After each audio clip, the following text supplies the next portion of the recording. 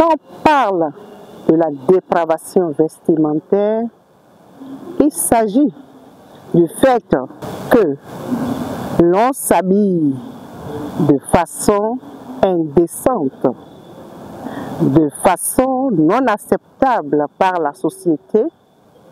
Par exemple, lorsqu'on s'habille avec des tissus transparents, des tenues transparentes ou des tenues trop moulantes au corps qui démontrent toutes les rondeurs de la femme, ou lorsqu'on s'habille en laissant certaines parties du corps à voir et entrevoir.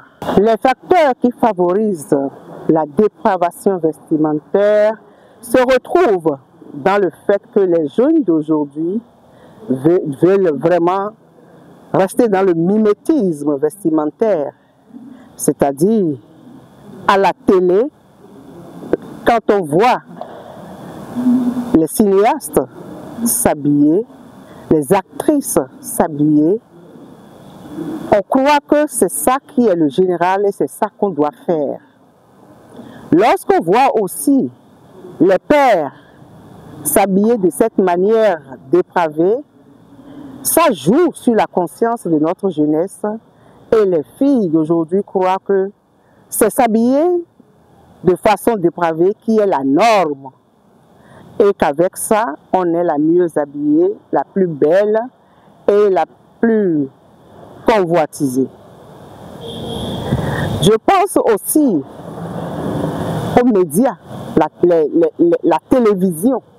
La télévision que les enfants regardent et voient comment d'autres personnes s'habillent dans d'autres contrées et croient que c'est ça qu'on doit faire. D'autre part aussi, nos filles, il y a aussi parfois la misère qui fait que les filles s'habillent comme ça pour se faire voir par les hommes et se faire désirer.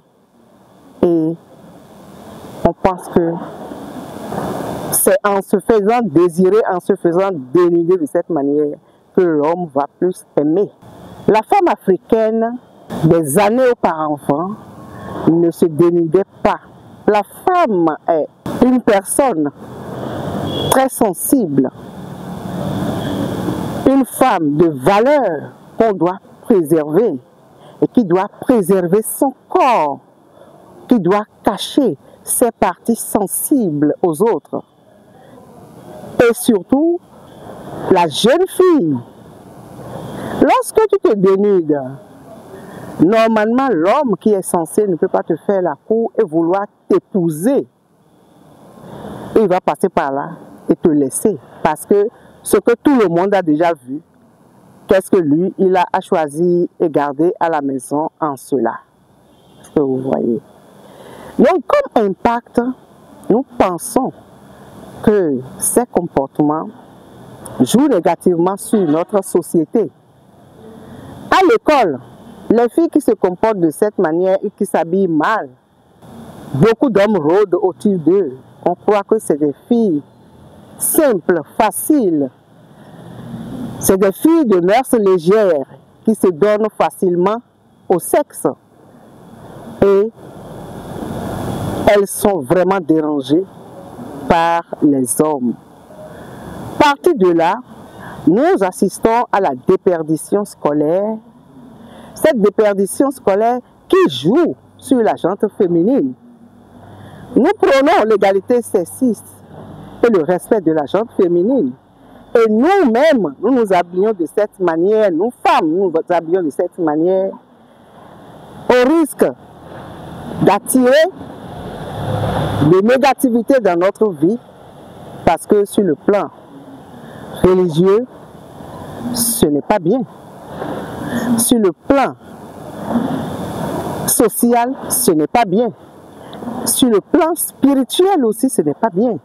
Parce que lorsque vous laissez des parties de votre corps regardées par des gens mal intentionnés, ça joue sur vous négativement. Les chakras sur le corps doivent être protégés pour éviter que les gens interfèrent dans votre espace psychique et psychologique, même sanitaire. Juste en regardant votre nombril, celui qui veut vous faire du mal peut vous faire du mal. Juste en regardant votre cœur au niveau supérieur, un peu dénudé gauche, on peut vous atteindre facilement. Donc les chakras sont là et doivent être protégés aussi. On ne doit pas dénuder son corps. On ne doit pas laisser les gens voir son corps. Mon message à l'endroit de toute la gente féminine et spécifiquement la jeunesse féminine de notre pays est qu'il faut s'habiller de façon très décente. Ce n'est pas du superflu, mais il faut savoir choisir ce qu'on doit porter pour aller à tel ou tel endroit. Lorsqu'on va à un pique-nique, il y a ce qu'on peut porter. Mais ce qu'on peut porter pour aller à un pique-nique ne doit pas aller au marché, ni à l'église, ni dans des regroupements. Donc, il faut savoir choisir ce qu'on doit porter par rapport aux manifestations ou aux activités. Nous devons montrer que nous femmes, nous sommes dignes. Nous sommes vraiment dignes et que si nous ne nous protégeons pas, la gente féminine va toujours régresser. Mais si nous nous protégeons bien, nous allons faire le développement de cette gente féminine et travailler pour l'égalité sexiste et travailler aussi pour lutter contre les violences faites aux femmes. Quand vous vous dénudez le corps, l'homme qui est un peu agité mentalement peut rapidement vous violer. Et après, on va crier pour dire elle a été violée, elle a été violée. Mais qu'est-ce qu'elle a fait? Qu'est-ce qu'elle a fait pour jouer sur le mental de l'autre?